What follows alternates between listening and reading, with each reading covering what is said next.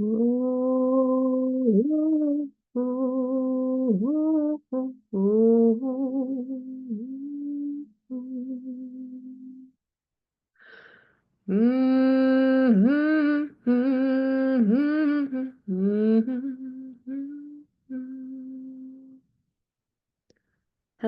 welcome to See Blissfully Lit podcast. I'm your host, Sammy, and today I have a very special guest with me. His name is Jason Shipley, and Jason is an incredible being. I actually met him through the lovely pranic healing in our Haddock yoga community.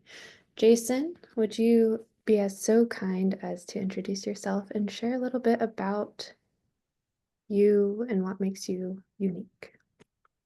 Absolutely. Well, thank you so much for having me on. Grateful for the opportunity to serve in any way, shape, or form that I can. A little bit about me is that I currently own an engineering firm, but I have had a very varied path to get there.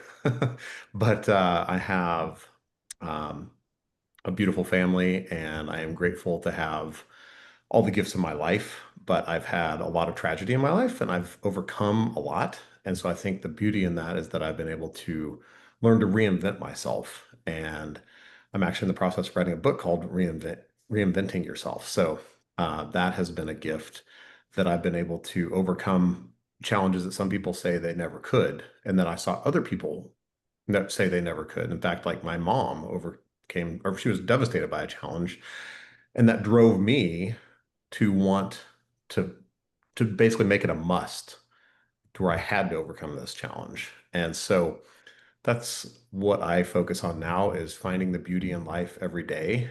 And I think my purpose in life is to serve others and be an example through channeling God's creativity and bringing life-changing technology to people. So that's a little bit about me. Oh, thank you, Jason. What a lovely introduction, and thank you for sharing.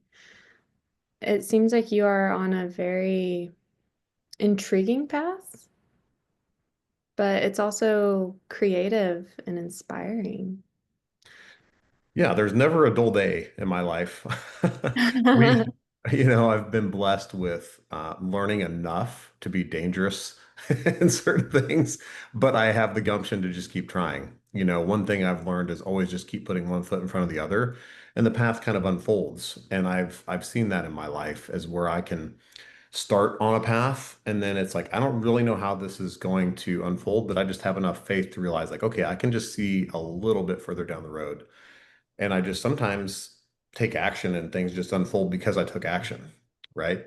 So that's the big thing is really just a a life where you can create and enjoy and not have to worry about all the I guess all the consequences, they're all going to work out, right? Like there's still consequences in life, right? But Yeah, you don't get to control what happens to you, but you do get to choose what it means to you. And you get to choose what all those, you get to assign a meaning, right? So it allows you to say, okay, let's say I have this challenge that comes into my life. Can't control the input, but I can control the output, right? I get to control what I make that mean. So if you have a tragedy happen in your life, you get to choose and yeah, you get to respond, not react. If you just take a moment and you breathe and say, what else could that mean? What else could this mean in my life right now? Because if you ask a better question, you'll get a better answer. So if you keep asking a better question, if I'm getting a bad answer, I know I'm not asking a quality enough question, right? yeah. So I find and search for another question that gives me a little bit more empowering meaning. And then I look for the baby empowering meanings and I build on those. I find the smallest empowering meaning. And then if I find a little bit better one, I replace it. And if I find a little bit better one, I replace it. And you can stair step your way out of any situation as long as you're willing to just take another step and take another look and keep asking that question and finding and searching and becoming. So, Wow. So this guiding aspect in your life seems very helpful. And I'm curious, Was there a turning point in your life that led to you discovering this within yourself? Yeah, I mean, I think a little bit of me has always felt this. Even when I was a youth, I always had a little bit of an inner knowing, And Hmm. when you're young, you're 8 or 9 or 10 and you have all these crazy fanciful imaginations and you're like, I'm fighting battles and I'm doing all these things. And I had like a dream. I was fighting against like evil with all the archangels, and I was like, they're by my side, and I'm in this battle, and I'm like, okay, I'm on God's army, and I'm like doing these things, and it was just this funny thing. But then, later in life, you realize you really are fighting battles, and you're overcoming, but you're doing it in a spiritual realm. Yeah. And I think for me, you know, um, the most specific event was losing my daughter, and that really. That was about a little over a year and a half ago, and that was the greatest tragedy. And it really was something I never wished for anyone to ever encounter. And I thought I could never go through that. My mom lost my brother when I was only like 5. I didn't know my oldest brother well. But then whenever I saw her live with that grief, and it just destroyed her. It was a burden she carried forever. She still carries it to this day. And I just saw that happen. And when I woke up and I go, is this a dream the next day? And I thought, wow, I can't, I can't do this. I cannot live like that. I have to find a way. I have other kids, I have a family. I have to figure out a way to lead them out of this. I have to lead myself out of this. I have to find a way to overcome this. And that part of my gumption was in me before, and finding a way. Thankfully, I connected with, Tony Robbins community that really helped me learn a lot about asking better questions and anchoring. And, there were some tools that I was blessed to have in my life, but I also view that as part of my path. Like being led to that community led me to Master Co. And Master Co. then was like, it was a thing I was going to be like, I should do that someday. That'd be really nice. That's cool. I love it. However, I was really being guided the whole time to this because actually, stepping back in 2018, I was in a used bookstore in Elk City, Oklahoma, and literally a book falls off the shelf, and I pick it up and I go, "What's this?" This is Pranic Healing. This is the original Pranic Healing book. And so I read through it. I thought it was cool. I like tried and practiced a couple things with my boys, but I didn't understand anything about colors. But I was like, okay, I'm like, this is neat. I'm into this. Like this, there's something to this. And then I kind of forgot about it, and I really wasn't paying much attention. But then I was at a Unleash the Power Within event with Tony Robbins, and Master Co comes on stage, and he's doing an invocation. He says to my spiritual teacher, Master Chola, and I'm like, man, that name sounds familiar. And then it just hit me. I'm like, is that the author of that book? And I thought, Wow. I got to know more about this. I have to know more. So then we're at Platt Finance in 2023, February 2023. And Master Co was there, but he was doing private sessions. I'm like, oh, I should book a session, but he was booked up. So Shondan was there, and I was able to do a session with him. And that was my first real experience with pranic healing. And so he did a healing on me he pulled out some amazing things and things I didn't even know, like emotions welled up in me I had never felt before or haven't felt for a very long time. And he just was like pulling things out and like releasing all these negative emotions. And I thought, man, there's something to this. I don't know what's happening, but this is real. Like there's something real. And that was before, I lost Zaya. When I lost Zaya, it became a must. I was like, I have to go see Master Co. Like this is not an option. This has to happen right now. And I had been through a lot of tragedy in my business up to that point. Like during this time, my business partner at the time was accusing me of basically he hired a bookkeeper to cook the books and say I was embezzling money from my own company and like say I made all this money I didn't make. It was really bad. And I did not understand because I thought he was my best friend for 5 years. And it turns out he was just trying to steal the company from me and try to accuse me of all these things so he could just forced me out of the company. And I was like, man, what is going on? And I just had all this, what I now recognize as negative karma that was building in my life.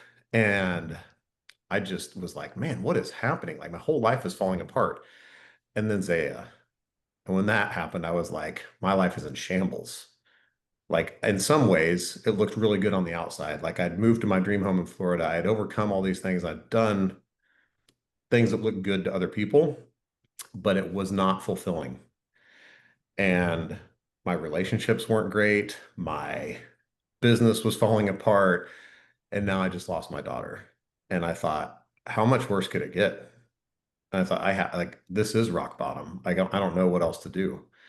And I mean, I had no income for that, like that year, basically. I was selling assets to live and still living this pretty big lifestyle and going, man, how can I even survive? I don't know how I'm going to make it. And when I went to see Master Co, went to Healer's Mastery, changed my life, revolutionized my life because I understood how to do pranic psychotherapy, not just for me, but for my children. It was a very traumatic experience for them as well. And to see the difference, one of my sons went from being suicidal and literally like being put in an institution because I didn't know what to do to being able to be, just a normal kid. And I thought, okay, this is real. This is real. You can say what you want to say, but this is real results happening all the time. And so that was a big eye opener for me. And I started recognizing just all the gifts that I've been given. And there again, I had beautiful humans in my life that they told me like, I kept finding baby empowering meanings. And finally I got to a point, my coach said, Jason, maybe Zaya's soul, and she was talking to God on her way down here. She said, these are the lessons I want to learn. He goes, man, that's beautiful. It's only going to take you 3.5 years. And I have this great guy over here. His name is Jason. And you guys are going to be beautiful together because he needs to learn these lessons. And you guys are going to be a team. And you'll be in the same family and you'll both be able to learn those lessons. And I thought, wow, I like that meaning. That is a beautiful meaning. And so that's the meaning I have chosen is that it was a gift. It was her soul's journey. It was her path to teach me. And it's a gift. It truly is a gift. She taught me more about love in 3.5 years than most people could in 80. So she was the essence of love, Yeah. truly. It's not the length of time, it's the impact. Yeah, definitely. So she, I still see right after she passed, there was a dragonfly, like we were picking out her gravesite actually. And I was just, in this really fragile emotional place at this time. Like I hadn't found that great empowering meaning yet. I was just trying to dig my way out. And I remember seeing just all these dragonflies. And, you know, Cece was with me and we were just in shambles basically. But all these dragonflies were sitting there. And I think when you have a loss like that, you become a prodigious noticer Yeah. of everything around you. The wind in my face, the sunlight hitting me, every butterfly, every dragonfly. But I said, man, this does seem a little bit different. Mhm. And I was kind of angry with God. I was angry with myself. I was angry. I was in disbelief and anger all at the same time. And I said, okay, like maybe this is Zaya giving us a sign. Maybe she's saying it's okay. Yeah. And I said, you know what? I don't know, but I'm going to try it. And I said, if this dragonfly is really Zaya, then she'll stay there and it'll let me touch it. Mm, And so I put my finger out and I go up and I touch the dragonfly and it didn't move. And I let it crawl on my finger and it stroked my finger. It caressed my finger.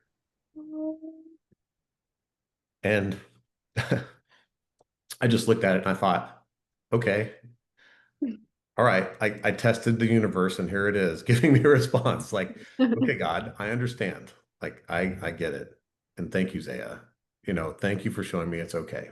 And so sometimes you have those gifts. And so ever since that moment, I still notice dragonflies and I pay attention to those things just because, there were a lot of dragonflies that year that always hung around the pool and they would come and they would do patterns in the water.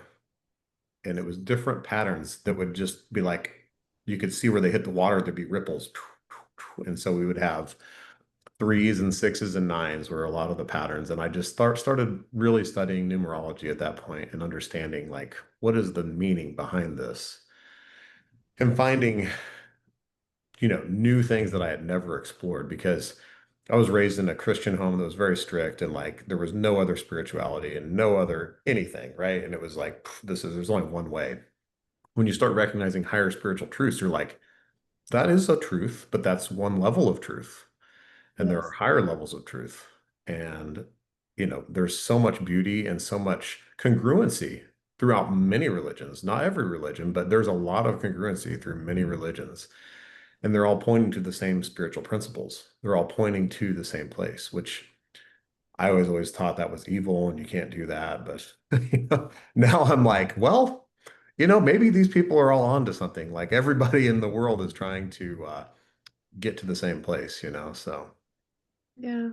And if you think about it and you really look back at the artifacts that we found of, ancient civilizations, many of them documented the stars, they documented nature, they looked to the natural aspects of life for meaning. yeah. And even in the Bible, it talks about how, even the sun and the moon and the stars, everything proclaims the glory of God. Like, how can you look up at the stars at night and not just be amazed? I Yeah. mean, it is just absolutely amazing. If you just take a moment and you watch a sunrise, it Ugh, is breathtaking. It is breathtaking. It's all around. This every day. morning, it was a full moon on one side, and I took a video of the full moon, and then I come over here and it's a sunrise, and it's just like so breathtaking. It was phenomenal. So Yeah. those little moments are so special now. And you remind me of a book. I don't know if you've read it by Grandmaster Choa uh, The Existence of God is Self-Evident. And Yes. he writes about the roses and how the rose is made of the most simple ingredients and it is so beautiful and immaculate. It Yes. just shows you how glorious God is and how, I mean, everything around us is so miraculous. The Certainly is. experiences, the little notes that you received after your daughter passed through nature. Yeah. And also just seeing the beauty, recognizing the moments that you have with your children, that you have with other humans. I think it allowed me to connect at a level I was not able to connect with before. Because then I started seeing people as a soul on a human journey. I started recognizing, like, man, I see that little girl and she gave me a hug in the middle of anything, and she just was such bountiful love. And, Mm. sometimes when I remember moments during meditation, I just remember her snuggling up with me or just, stroking her hair or something simple. And it's like, I wish people would just pay attention to the little things in life. Like, just take those moments, take those magic moments every day. Just journal, write down one magic moment a day in your journal. And at the end of the week, just relive those 7 magic moments. At the end of the month, relive those 30. At the end of the year, find the highlights and just Yeah. anchor those in because then they become your memories and you can relive them anytime. They're available any moment, but not if we don't take the time to do it. Yep. So, And that's your proof. If you don't document it, then are you going to remember it? yeah, absolutely. And I think, when you ask for blessings and then you write down when you receive them, you start to recognize a pattern. When you do something long enough, a pattern appears. Hmm. I learned that in sales. Like you start selling, you're like, okay, if I talk to 100 people or looking for deals for real estate, or if you look at 100 deals and then you find 10 that you want to make an offer on, and then you make an offer, three are accepted, and you counter and accept one. Okay, well, that's the pattern, right? Yeah. Same thing with everything in your life. If you start to document, if you do anything long enough, you see a pattern, but if you don't document, you can't find the pattern. Oh, definitely. And our brains are always looking for that, you know? Oh, my brain lives in patterns and cycles. It's wild. Yeah, that's awesome. I totally relate to that. Yeah. Um, so you've shared a lot of what you've seen magically in life, but what does magic really mean to you? Hmm. What is Jason's definition of magic? I think we all have our own magic, right? We all have ways and gifts that we were given. And for me, I have a very technical mind and I also have a spiritual side, right? So when I say I want to bring in, like, be a channel for God's creativity, I'm actually bringing in spiritual energy and applying it to technology. I kind of, when I was growing up, I really admired Tesla and Edison and all these guys who are inventors because I'm like, they literally just thought this stuff up and drew it down and like made it work. This is crazy, but they're just bringing in ideas that are in the ether, is what I mean, Einstein thought this way, Tesla. You read all these guys who were the greats, they Yeah. all say the same thing. Dr. Elmer, I can't think of the last name, and Think and Grow Rich, he was the guy who sat for ideas. And he would just sit there and solve these problems for company, but he would go into a dark room and just sit and think about the problem and come up with ideas. How many people do that anymore? What about your own problems? Who sits and thinks for an hour? Very few of us do. I do. I do But too. I do too, but that's become a discipline. I had to learn that. That was not natural for me. yeah, And a lot of people don't create the space in their life to do that. And they're busy, busy, busy, but how effective? If I think for an hour, I can get more done in 2 hours than I can in 8. a So good that point. allows me to be very effective, Yeah, very, that's a very good point. effective. So I think when you say what's magic, okay, so my magic is thinking outside the box. And, like, we're working on a water technology that uses a magnetic energy that cleanses water. That's a beautiful gift. And it's using principles really that nobody's even thought of since 1948. It's the last time I can find somebody that documented something even along these lines. And I'm like, okay, it's been a minute. It's been 80 years since anybody's even looked at this. And so I'm not thinking of anything new necessarily, but we're doing it in a new way. And Yeah, we're taking things that can make an impact in people's lives. And now, we're growing that part of our company to basically sell units in commercial and the wealthy parts of the world, to basically then give away units and help people in underserved parts of the world where they have running water but not clean water, you know. So that's one thing that is that's something that's near and dear to my heart, just because water is life, and it's really good to be able to make an impact there. And we do it in other things too, other types of technology. But we think a lot differently. We use like vibration to affect water particles to cool and heat things. Most people are using radiation or heat, convective. I mean, there's a lot of ways of doing that, but we're still doing it in a commercial application.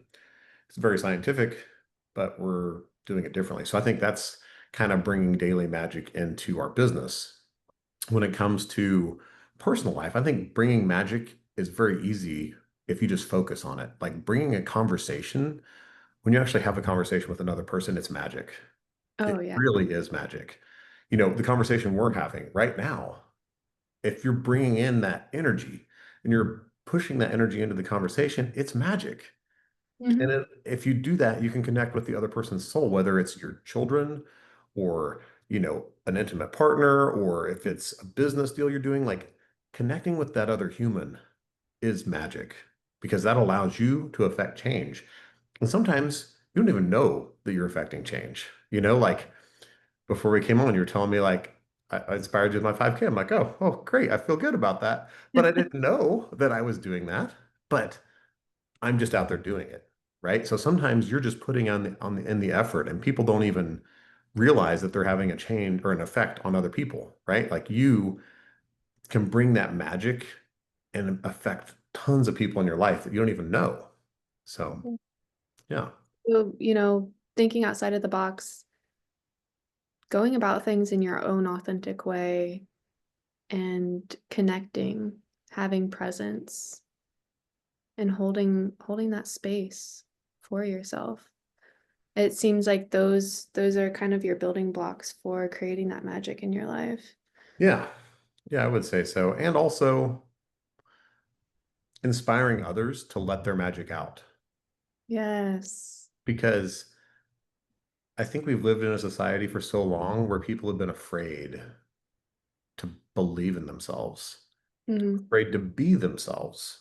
And so holding that space where it's okay, it is okay. And it's okay, like I may be weird, but we open up every one of our weekly meetings with a prayer. And I'm just like, sorry, guys, if you don't want to work here, that's fine. But this is how I'm going to run the company. And that's just what I'm going to do? So Yes. everybody who is in the right culture, the right team fit will be on board with it. And the people who don't want that, that's okay. They don't have to work there. That's okay. And I'm not going to force them. It's fine. But I'm going to hold the space and say, this is what I believe. And this is how I want to lead my company and lead our impact in the world. We are going to honor God and we're going to actually believe in the things that bring us the blessings. Because if we don't, what are we doing this for? You know? Ex- So yeah, it's a big circle. Yeah. I love that. I love that you incorporate your own beliefs into your business and you found ways to share that with the people you work with. Yeah. Well, and it's as simple sometimes as saying a prayer before a meal. Yeah. I was out at a business dinner and these guys are all these big corporate people or whatever. And I'm like, guys, can we say a prayer? I've never had somebody say no. You Mhm. know, they at least honor what I believe. And that sets a foundation, it sets the tone, right? Like, guys, this is how we're going to do business. This is what I believe. Here's how we're going to do business. And if you guys don't want to do business, that's fine. But this is who I am. And it lets you stand up for your principles and be that way. And I'm grateful that we live in a country where we can do that, Yeah. but also, I think it's more than just standing up and being bold. It's not about being bold. It's about being authentic, right? Because many people are afraid. They're afraid to be authentic and to be genuine. And, Yeah. some people have been persecuted for that, right? Like, so I understand that it can be scary, but I think it's a must. If you do, you feel so much better. And it Yeah. actually puts the other person at ease too, because they know who they're dealing with. And they know you're not trying to fake something. They understand, like, okay, well, this guy is the real deal. I mean, even if they don't agree with me, at least they know who I am and what I'm about? So, Yeah. And that's something that I've always really tried to embrace is, being your truest self because what I've noticed is when I'm my truest self, more magic actually happens in life. You have more opportunities. You have more moments where you see the dragonflies or yeah. you see angel numbers or, everything pieces together so right. You turn around the corner and there's a parking spot. And I think that when we can embrace that in other people, it allows them to set themselves free Yeah. because like you've said, there has been so much persecution and there are people who judge when you let yourself out. And to hold that space is such an honor and it's such a blessing and it's so great that you're sharing that with your team and uh, sharing your authentic self with me and our audience here today. I'm so grateful for that. Thank you. Yeah. Mm. And it feels good. So, when you're yourself, you can be happier, you can smile more, you can actually be more playful, you can be more just fun loving, and it allows you to actually enjoy life a lot more. So, at least for me, I find that, you know, I used to be very hard nosed, like to the grindstone, work, work, work, and I didn't have any fun. I didn't enjoy life, and now I love every day. I wake up and I'm like, I feel so blessed. I feel so happy and alive. Like I see the palm trees swaying in the wind. I'm like, I live here. This is amazing. Like I just absolutely love it. And just to be able to pretty much see anything, do anything. Like I noticed it doesn't matter if it's a rainstorm or if it's a sunrise or if it's, 102 outside. It doesn't matter. I'm still grateful in the moment. And I'm like, man, I'm grateful that my body's able to experience this heat. Like I think it allows you to become flexible. You flex and flow Yeah. with life and what happens. And it feels really good. With you sharing that, I'd like to know, what have you noticed in your work since you've embraced more of this flow and more of this authenticity in your life? What have you noticed in your work, your accomplishments? Yeah. Well, I mean, I obviously had a pretty bad year before I Hmm. started, and I've had ups and downs, but I always struggled, right?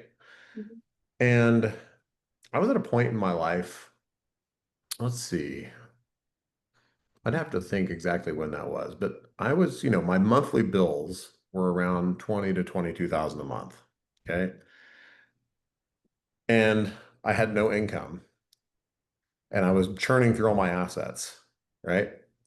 And I still had some assets I could sell. Like I was like, okay, I can work this out, but I don't know if I'm going to sell them in like the next 30 days. Yeah. And I had $3,000 in my bank account. And I was like, okay, spiritual principles, right? Like this is the only thing where God says, test me in this. Like, go give money and see what happens. And I'm like, you know what? Screw it, let's do it. And I gave away $2,500 because I needed to earn around $25,000. And I had 500 bucks, right? I'm like, I can buy groceries. I don't know what we're gonna do other than that, And I had options to maybe find a way, but it was gonna take a lot of finagling because I was like up to my eyeballs in credit card debt, up to my eyeballs in problems, right? And I'm going through grief and all this at the same time. And amazingly, my phone started ringing. And I started to find small things to sell and started to just have connections and people I'd forgotten about that were like, hey, do you still do this? And I'm like, yeah, I still do that. Yeah. Like, can you get me these parts? I'm like, yeah. And they're like, okay, I'd make 500 bucks here. Okay. And then I would do another little sale and it would make like 1,000 bucks here. And then I'd make another couple grand on this. And I just started finding little things, nothing crazy, just like little things started happening. And it didn't happen in 30 days. It happened in about 45 days that I had that 25,000 in profit that it came back. And I thought, well, that worked. So I said, okay, I'm going to do $3,000. I didn't trust it too much, right? So I was like, maybe that was a fluke. So then I was like, I'm going to donate. And I found ways to donate money. And I did $3,000. In about another 35 days this time, I had Yep. about $30,000 that came in. And I kept ramping it up a little bit more, where I would do $4,000, $5,000. And thankfully, the year after I started that process, that was right after I actually had just taken Kriya Shakti for the first time. But was, that enabled me to give away more money in the following year than I earned the year before that. So this happened before you took the Kriya Shakti class?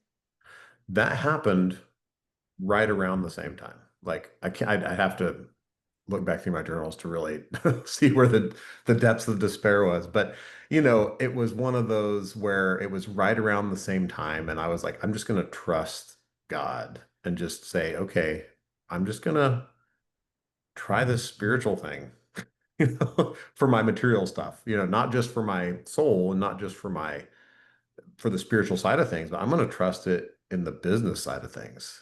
And I made a pledge there then and there. I said, I'm going to donate 10% of everything my company earns, not just me personally, but when my company makes money, we are donating 10% of everything we make. And so every future business and every future deal, anybody I get in business with, I'm like, guys, this is how I do business. If you want to get in business with me, this is what we do. We donate 10% of everything we make. And if they're okay with that, we can do business. And if not, we probably aren't going to do business. And that's okay, but I have had really good experiences with people because of that. And I feel like God has blessed me in ways that I could not have imagined. And I tell other people about this, but I think very few people actually do this. Yeah. So, if there's somebody listening that would like to try that, I would encourage you to really give it a test. Tithing is real and it is something that has made a huge impact in my life. And it makes you feel really good too. You get benefits from giving money away. And now, when I grew up, I was always the type of guy, my parents just were very frugal and we did not grow up with money. And so you'd see a homeless person, you'd be like, oh, they're going to go get beer or whatever. And you would just judge them. And now I'm like, if they do, they do. That's not my place. I'm going Yeah. to be a blessing and God will bless me for being a blessing. And it doesn't matter. Like, I don't think about like, I'm going to judge them and try to spend their money for them, whatever. Like, you know what? If they're down and they're out, let's be a blessing. Let's see if we can help them in some way, shape, or form. Let's see what we can do to help. And that's allowed me to like model that for my boys and model that for my employees, and that's been a really big impact for me personally. Yeah. And that has a huge domino effect on their lives too, because they will approach those situations differently with less judgment in the future. And Yeah, they might share that with more people, and you just have a compounding effect, and that's incredible. I hope so. So I'd like to know how you incorporate different wellness disciplines, yoga, healing, meditation, other modalities into your life, and Yeah. how that impacts you. So I first started with Tony Robbins doing priming, and that was like, I guess, my first consistent thing I did along the lines of meditation. And I just would do priming because it's 15 minutes a day. And I was like, I can get that in. And that worked really well for me, you know. I'm not And familiar. What is that? priming, so basically it is breath work at the beginning, and then it's focus, visualization, gratitude, and then moving energy. And Oh, that's really, he opens up the crown and the heart chakras.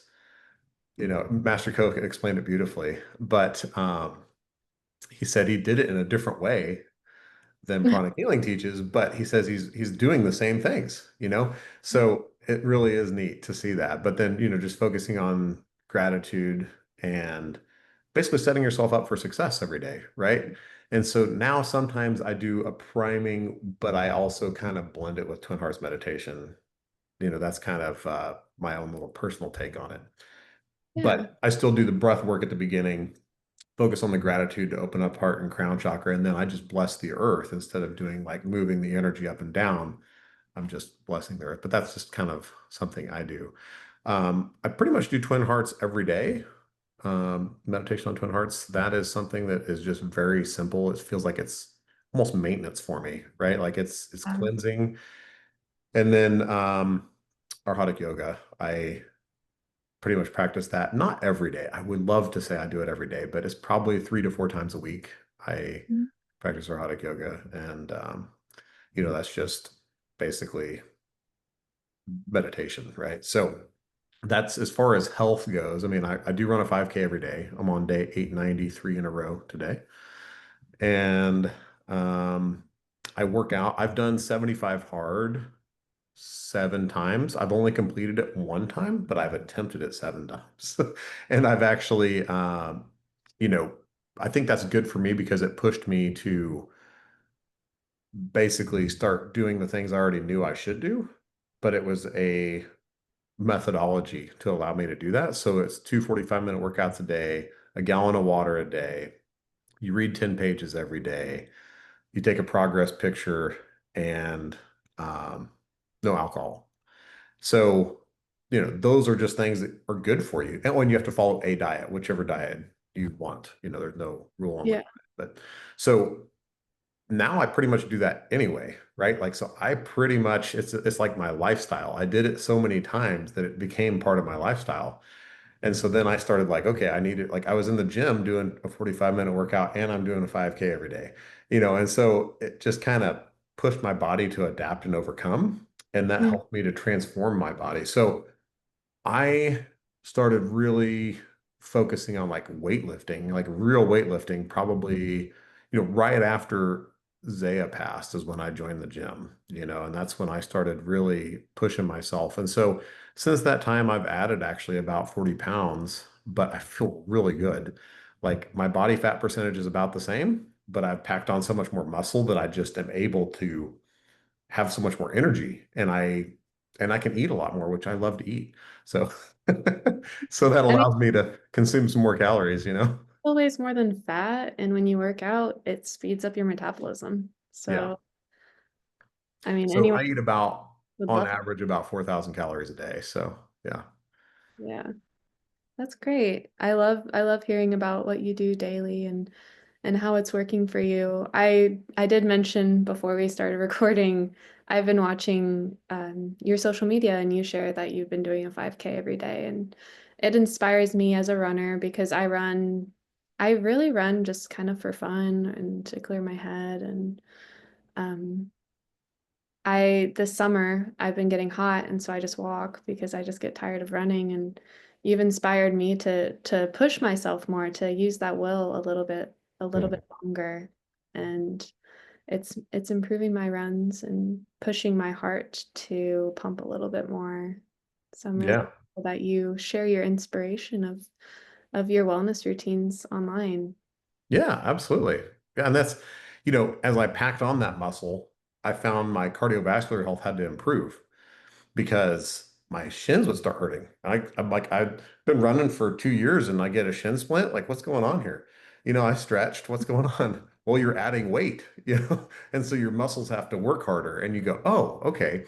But then you also have to understand, like, okay, now stretching becomes even more important.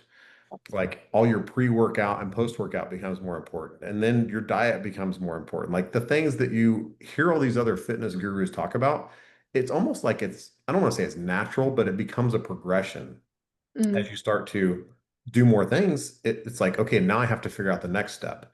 But the other stuff is so easy because you've just incorporated it for so long. Like, I don't think, am I going to run a 5K tomorrow? Like, I am going to run a 5K. There's no question in my mind that's yeah. happening, right? Like, so I've just conditioned my body to say, you're getting up early, you're running a 5K. Like, that's just life. And so it's not like my calves are going to go, oh no, and they're going to complain. Like, they're going to think, okay, whatever it takes, he's going to beat us up and get through it, right? And, I've had some times where I've injured myself. Like, I dropped something on my toe one time and it was like really bad. So I had to like half jog, half walk, half, work through it. And you're just like working through the pain to get through things sometimes. But, you know, as long as God's willing, I'll be hitting day 1,000 this year. So that'll be good. I think it's in November, somewhere around Thanksgiving. So, yeah. Well, congratulations, and I look forward to seeing you meet that goal Yeah. healthily. I'm sure that Yes. you'll be gentle with your body when it needs it. I Uh, still do rest. Like, I still do stretching and rest and yoga. Like I don't weight lift every day. Like that's something I would love to, but realistically, your body needs more rest than that sometimes. So there are times where I'll take a week and I just do stretching and yoga and I, you know, take that time to heal my body. And that's my second workout. Yes, as a yoga practitioner, encourage that, and I'm so glad to hear that you do that too. Yeah. Uh, I'm always uh, preaching work-life balance to people and stress reduction and taking breaks. So I'm so glad to hear that you incorporate that into your living. Uh, as we begin to close, I'd love to hear a piece of advice for our listeners, and I'd like to hear what your next big aspiration is in your journey of conscious transformation. So advice, I mean, it really depends on what area, right? But I think for me, the discipline of running has been something where consistency, right? Like if you are persistent and consistent, really you can achieve anything, right? Because it's just putting one foot in front of the other. The day after Zaya passed, that was the hardest run. I almost quit on myself that day. Almost. But I thought, it's not going to bring her back. And, lacing up my shoes and getting the mental discipline to get out there that day. I mean, I was a crying, blubbering mess. And I was just out there. It was not my best run. Not gonna lie. That was probably my worst run ever. But, you know, I stopped and I picked a flower and I just sat in the middle of the run and cried, you know, and I just thought, man, what is going on? But it allowed me the mental fortitude to say, I did it anyway. Yeah, I still did it. And that was a win for me, and that allowed me to say, okay, I can push through this. I can push through anything. yeah, I got through this. I'll do it again tomorrow. And I didn't really take it a week at a time. I just took it, and, hey, I'm just going to do it tomorrow. I'm just going to do it tomorrow. And if you just take that consistency of like, you know what? It doesn't matter how hard it is. I'm going to do it one more day, just one more day, and just keep pushing through. You'll be amazed what happens in a year. You know, it really, it will get better no matter what it is. It gets better. that's amazing. Thank you for sharing that. You remind me of a time when I went through a really hard struggle, and um, running and working out was one of my things that I would never give up, no matter what was going on at home. Yeah. Uh, I was married, and my ex-husband had polysubstance abuse disorder, and Well, it wasn't really easy to live with, but I kept taking care of myself through all of yeah. that. And you really remind me of that because, I'm here today because I kept going, and as you are too. And you've created such a beautiful, beautiful life and turned Life around. is beautiful. Life is good. If you let it be, you have to let it be good. So many things we cause our own problems, right? Like we buy trouble. I tell my kids that. I'm like, you don't need to create your own trouble. Life will give you enough trouble. You don't need to create any. And I'm like, you guys have such a great life. You're creating all your own trouble. Like you don't really have problems. I just think they do. So yeah, and I look at adults and I think, I wonder how often we do that. We really don't have that big of problems, but we're making them problems. And Yeah. that's the lesson. And what was the other question you asked? I'm sorry. Yeah, so I'd love to hear, what is your next big aspiration on your journey of conscious transformation? Oh, well, I am writing a book. That's probably my next big goal, I guess, as far as impact. Um, and then as far as conscious transformation,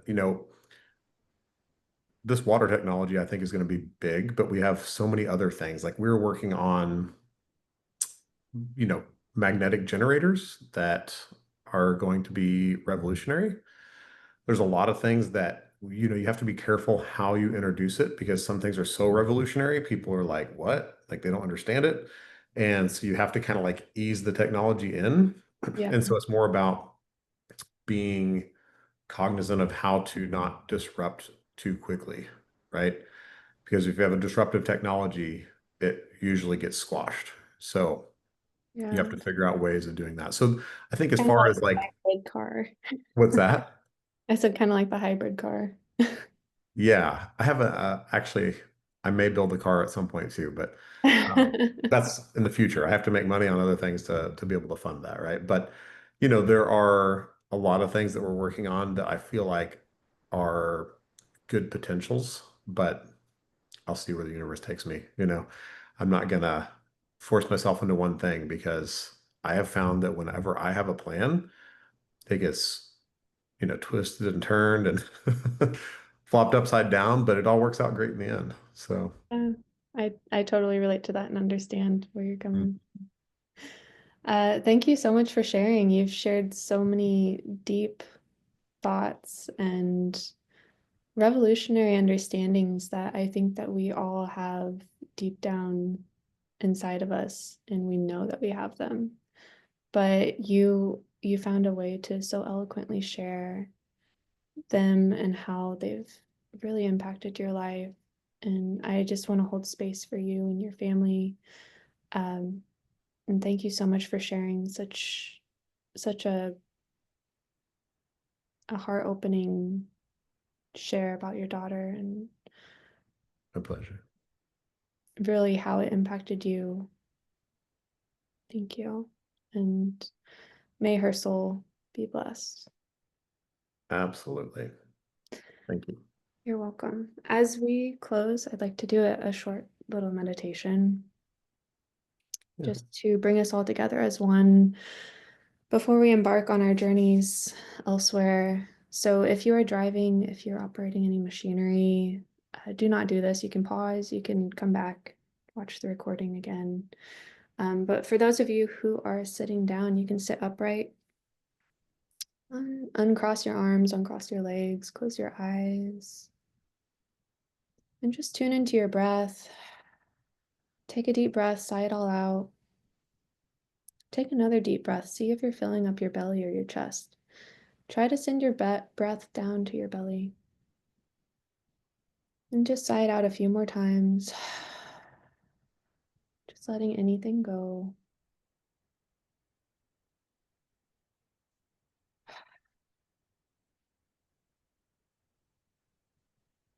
And let your breath regulate. It'll return to normal. Bring the tongue to your roof of your mouth and close your mouth.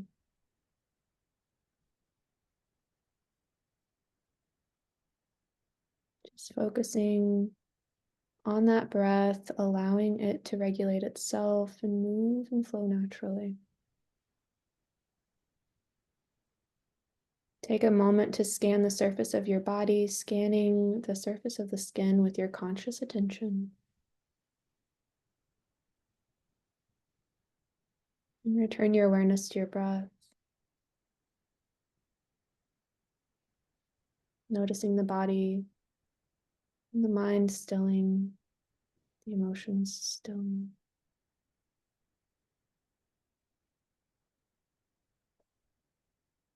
And begin to focus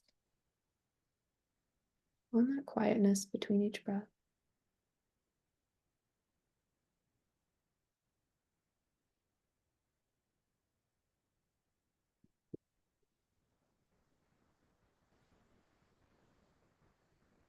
And for a moment, just let it be what it is in this presence.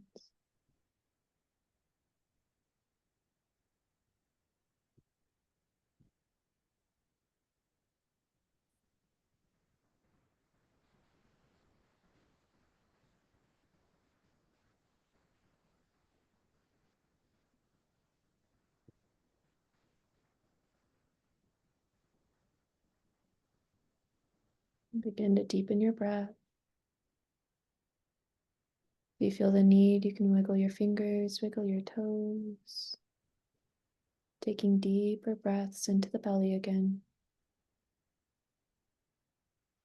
Sighing it out.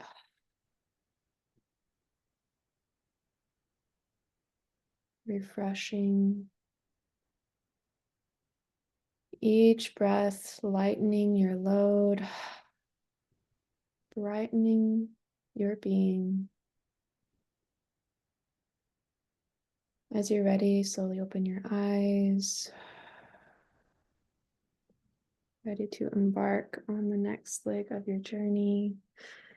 Thank you, Jason, for joining me for today's podcast. It's been such a pleasure. Thank you. Namaste. Namaste.